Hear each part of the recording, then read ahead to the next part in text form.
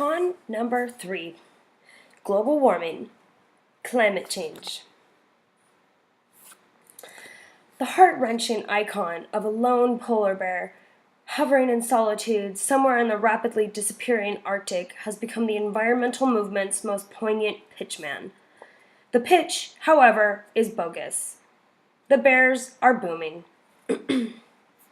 According to the Wall Street Journal, quote, nearly everyone agrees that there are more polar bears now than when scientists first started counting. Estimates put the population between 20,000 and 25,000, up from several thousand 50 years ago. In Canada, where 2/3 of the world's bears live, most populations have grown during the past 2 or 3 decades. Arctic residents say they are now bumping into bears wherever they turn. The polar bear debate cuts to the heart of the foundation on which the environmental movement rests: global warming. While the Club of Rome's clarion for the sustainable development in the limits to growth turned out to be more than a little thin on scientific credibility, and the theory that oil is a scarce and rapidly depleting fossil fuel is untrue, the holy grail of the environmental movement is global warming, or, as they have renamed it due to the last 11 years of embarrassingly cooler temperatures, climate change. It is the creed upon which the movement is built. The scripture is as follows: the burning of fossil fuels produces carbon dioxide. This and other greenhouse gases create global warming, which will destroy the world. To wit, the production of these gases must be capped. Legislation to suppress their use is a first step.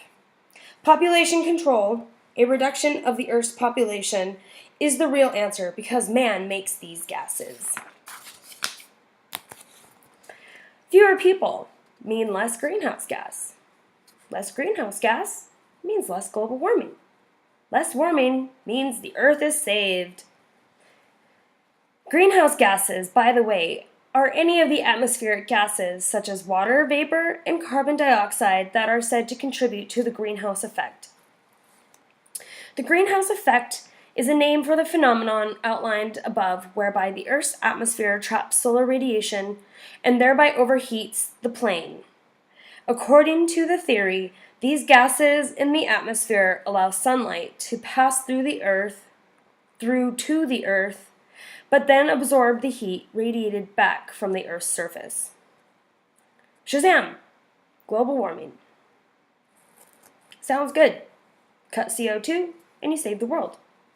A clearly identified evil with an action plan to handle it. Kind of like the Inquisition. Fry the heretics, purify the faith. Today, global warming heretics are burned in the media, not at the stake, but the dogma is no less strident, no less authoritarian, and no less despotic. Science is settled. Al Gore is the Moses of global warming. He, along with the high priests of the movement, the United Nations Intergovernmental Panel on Climate Change, acronym IPCC, has pronounced that the science regarding man-made global warming is settled. There's nothing further to discuss.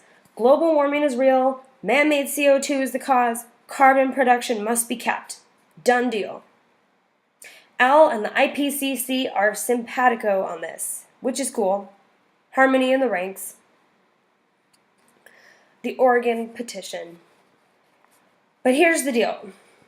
31,486 scientists have signed a document called the Oregon Petition, lambasting the shoddy research behind global warming, stating quite simply that, quote, any human contribution to climate change has not been demonstrated.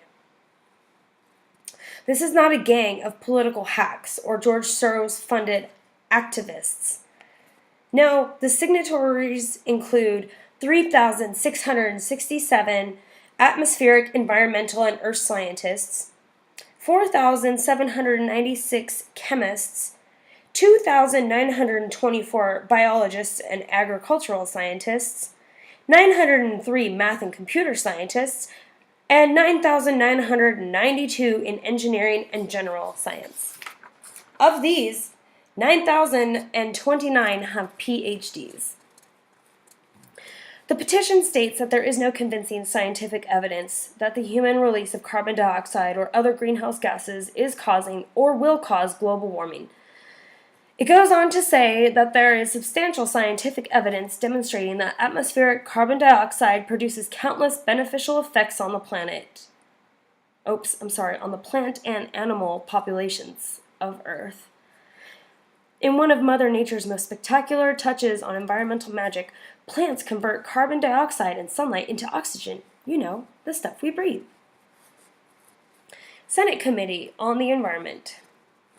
In March of 2009, the Senate Committee on Environment and Public Works posted a report of more than 700 international scientists dissenting on the theory of man-made global warming.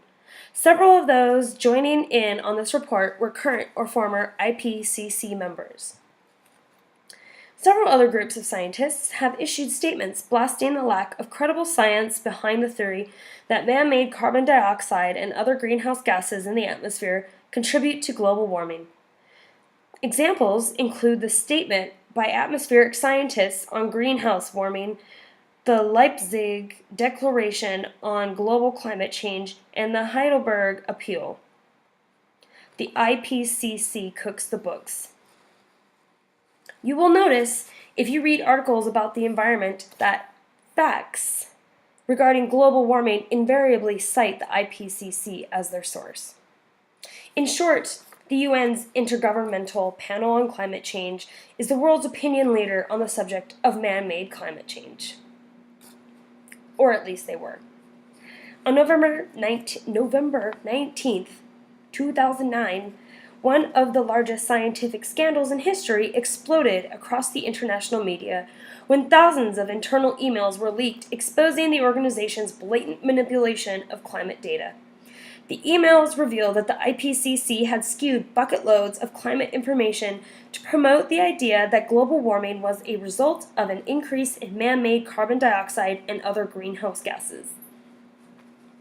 This wasn't a bunch of stoners in a frat house passing the filched answers to the Geology 101 midterm around.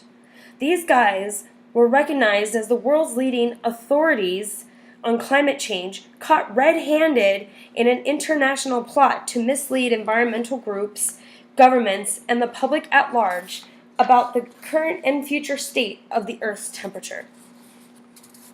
The brief excerpt from Canada's National Post rather tells the story. The climate email, this is a quote, the climate emails describe how a small band of climatologists cooked the books to make the last century seem dangerously warm. The emails also describe how the band plotted to rewrite history as well as science, particularly by eliminating the medieval warm period, a 400-year period that began around 1000 AD. The ClimateGate emails reveal something else, too. The enlistment of the most widely read source of information in the world, Wikipedia, in the wholesale rewriting of this history. End quote. The medieval warm period. Like a cheap Las Vegas lounge act, the pernicious cult of climate change ideologues at the IPCC desperately tried to hide the medieval warm period called the MWP. Ditch it, make it disappear. This was the warmest period in modern recorded history and is very well known by climatologists. Trying a page from Houdini's playbook, the IPCC created a phony graph of historical temperatures that made the MWP, presto, vanish. Cute. You see, during the MWP temperatures were much warmer than they are today. Agriculture flourished, and the Norsemen, taking advantage of the ice-free seas, settled Greenland. There is no evidence of a rise in sea level at that time. None. And ice sheets around Greenland were largely absent. Greenland, get it? Temperatures soared, but where was the man-made carbon dioxide? Oil had yet to be discovered, factories had not been constructed, and the Model T was centuries into the future. There followed a mini ice age, and by 1500 the settlements in Greenland were gone, and the Thames froze all the way to London. There was no man-made factor in any of this. The ebbs and flows of the Earth's temperatures were all a product of naturally occurring phenomena, which is discussed in detail below. But as to the IPCC, quote, research data on climate change do not show that human use of hydrocarbons is harmful. To the contrary, there is good evidence that increased atmospheric carbon dioxide is environmentally helpful, end quote, by the Oregon Petition. Fearmongers. In fact, the same mindset is now promoting the catastrophic consequences of global warming. We're using the same arguments almost word for word to promote the dire consequences of global cooling just a few decades ago. In 1975, Reed Bryson wrote in Global Ecology, quote, the continued rapid cooling of the Earth since World War II is in accord with the increase in global air pollution associated with industrialization, mechanization, urbanization, and exploding population. Yeah, baby, CO2 is causing global cooling.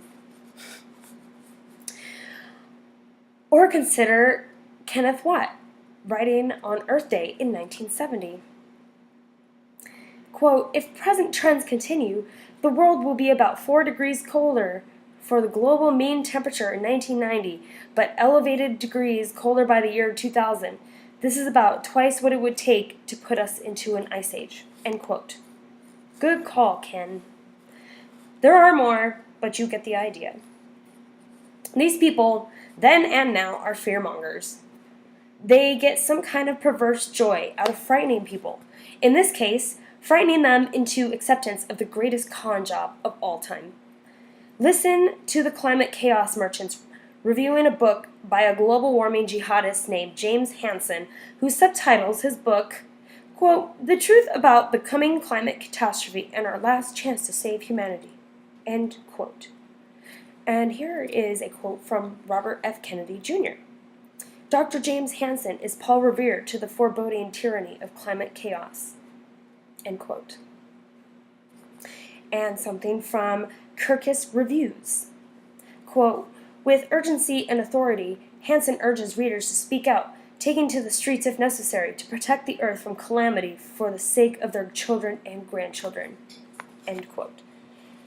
Calamity, chaos, catastrophe, the cocaine of the global warming media extremists. Stats. The crisis and catastrophe crowd don't like to talk about the fact that water vapor, not carbon dioxide, accounts for 95% of all greenhouse gases. This is naturally occurring water vapor. 99.99% of greenhouse gases,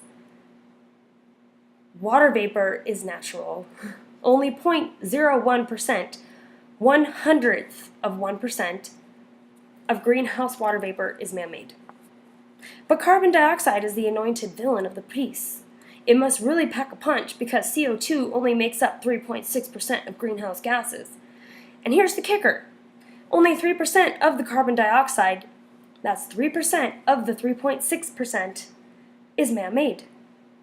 This means 0.1%, 1/10 of 1%, is man-made CO2. This, according to the harbingers of climate doom, is what is driving climate catastrophe. International conferences are called, governments allocate billions, and corporate PR departments gush over environmental agendas in a universal tsunami of green. It's as if someone had turned a programmed cult of global warming droids loose on the planet to shriek the horrors of carbon dioxide to a populace that doesn't know or can't confront the blatant lunacy of what they are saying. In turn, the lapdog media regurgitates the chaos and calamity to millions. Their sole aspiration is to shovel as much death, destruction, filth, and depravity into the public's mind in the shortest possible time. Except somewhere in their collective soul, they know, and they are sick with shame. Let's hope so. We allow the most atrocious lies uttered by political and moral prostitutes to go unchallenged. These lies are endlessly recycled in the commercial media until they become ingrained in the public conscious as truth. A quote by Charles Sullivan, author and philosopher. The solar connection. The fact that Earth has experienced natural warming and cooling cycles all throughout recorded history, cycles that have driven temperatures much higher than anything we are experiencing today. And what is the source of these fluctuations in the Earth's temperature? Water vapor? No. Carbon dioxide? Sorry. Hairspray? You're joking. What causes temperature changes on the Earth is the sun. Scientists have discovered that the sun has regular cycles of sunspot activity. Sunspots are regions on the sun's surface of intense magnetic activity. The more sunspots, the more active the sun is. Sunspots and solar radiation activity virtually parallel temperature changes on Earth. That's right. It is the sun that is the source of global warming and cooling cycles, not mankind's carbon footprint. If greenhouse gases were the cause of global warming, how is it that from 1940 to 1975, when there was a dramatic increase in the production and release of CO2, the Earth experienced a significant cooling period? Warming periods on Earth are a direct result of an increase in solar radiation, which prevents cloud formation. Cloud formation has a cooling effect on the planet, the plane. This is further borne out by the fact that other planets in our solar system all appear to heat up at the same time, but they're not driving Chevys on Pluto or burning coal on Mars. This, then, is con number 3. Global warming is a vast strategic PR campaign, nothing more. It is not a planetary temperature phenomenon. Sorry, Al. And it ends with a quote by Bertrand Russell. Most of the greatest evils that man has inflicted upon man have come through people feeling quite certain about something which, in fact, was false.